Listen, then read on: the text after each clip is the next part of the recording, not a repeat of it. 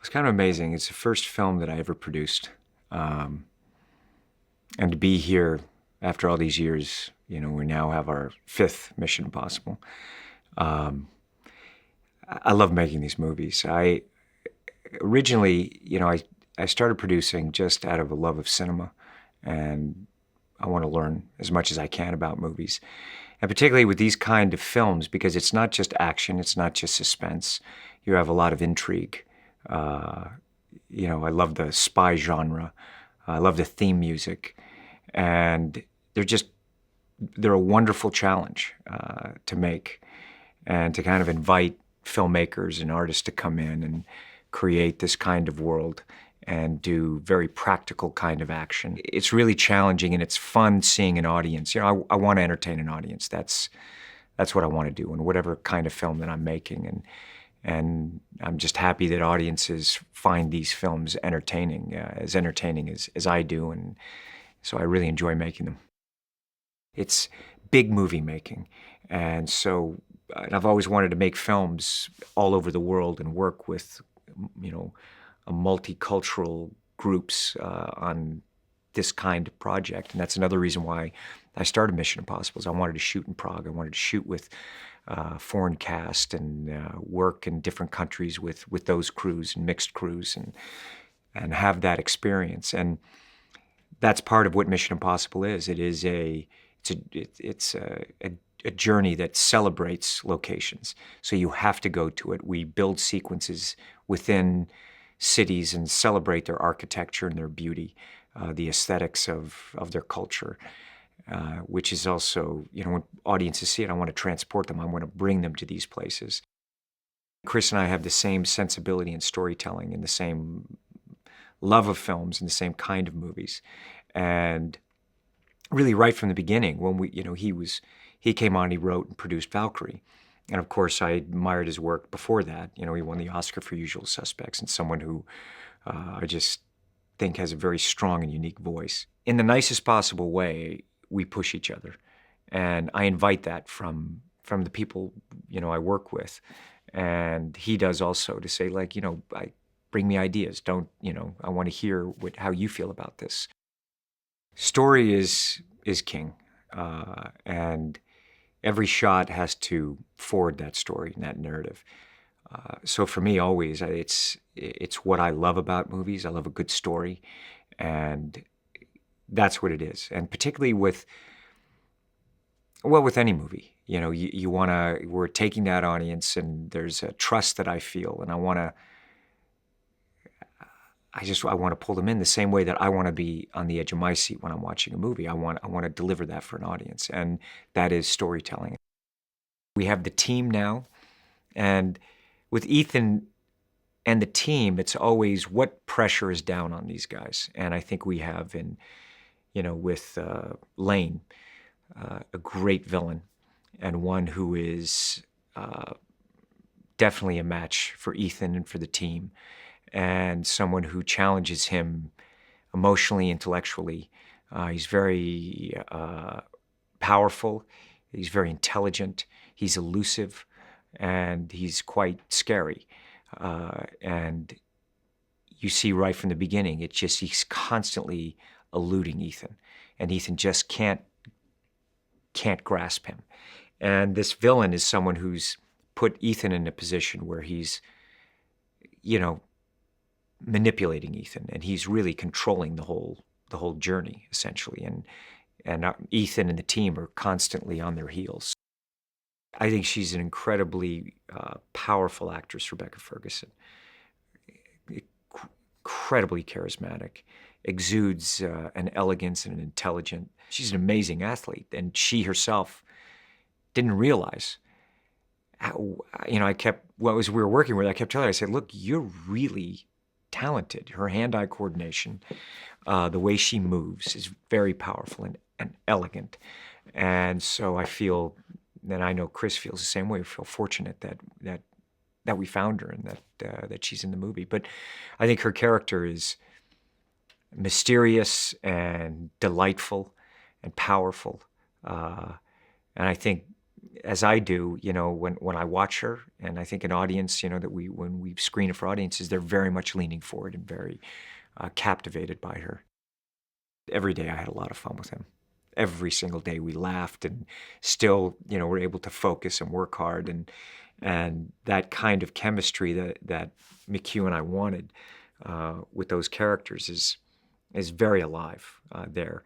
And the car sequence, because I'm driving the whole time and he had to be in the car. He totally trusted me when we were doing it, which I was thinking, I don't want to tell him like how dangerous this really is. I mean, I'm driving high speed, drifting, in a very narrow alleys and slamming up against the wall. And at times we have cameras hanging off of it. It's not like we had extra pads or there wasn't green screen. I was high speed hammering down those stairs. And I remember just like certain seconds, because I have to push it right to the edge. And he just cracks me up in his performance. I mean, it makes me laugh every time I see him.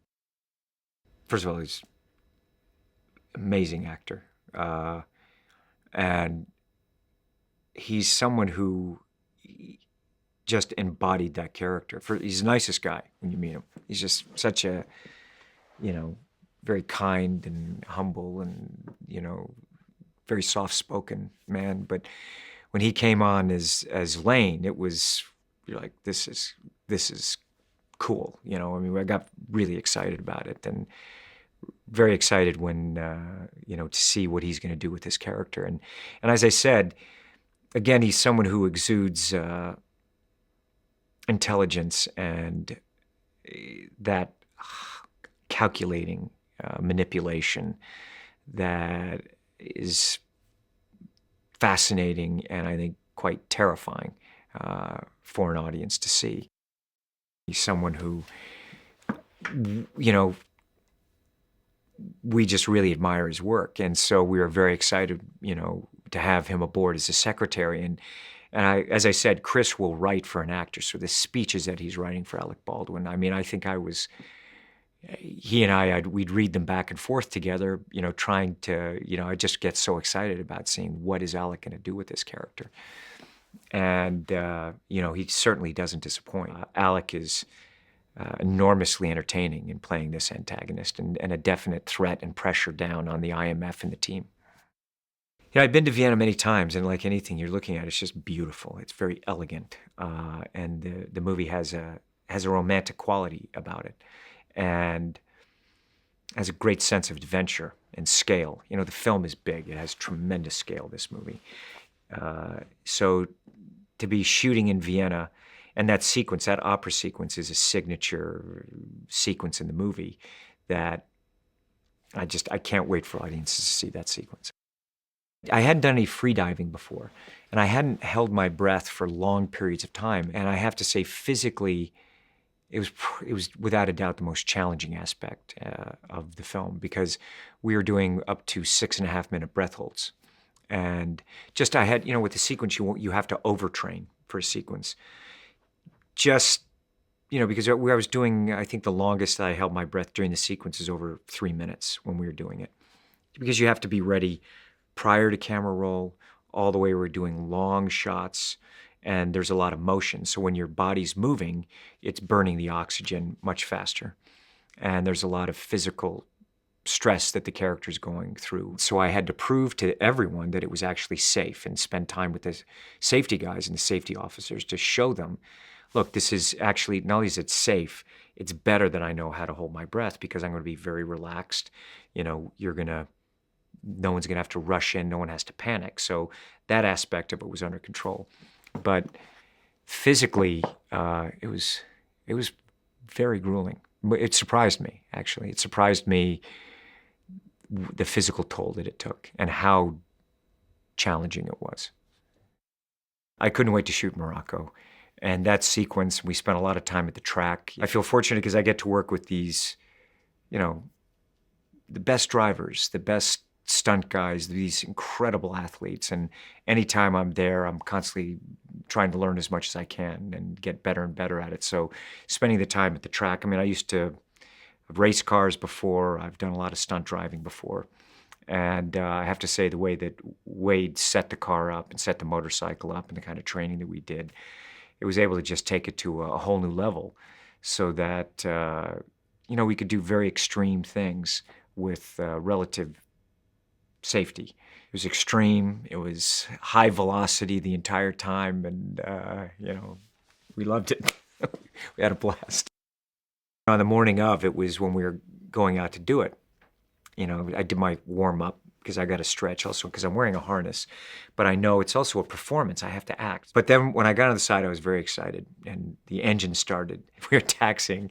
And I remember we're at the end of the runway, and I'm hanging onto this thing. He's pushing that throttle forward. And we are hammering down that runway. And I'm like, holy It was...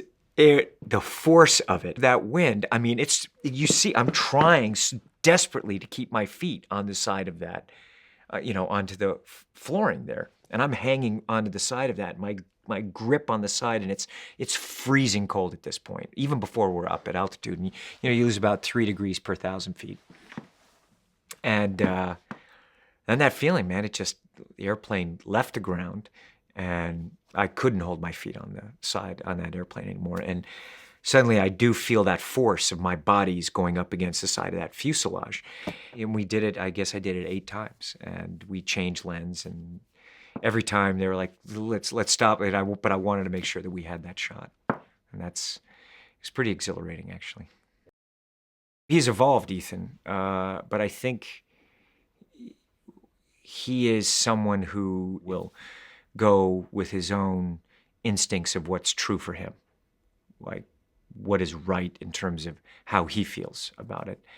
And you can see the evolution of, in the beginning where he trusted Phelps implicitly and totally, and the IMF in the first one, and then was really betrayed and thought to be a traitor, essentially.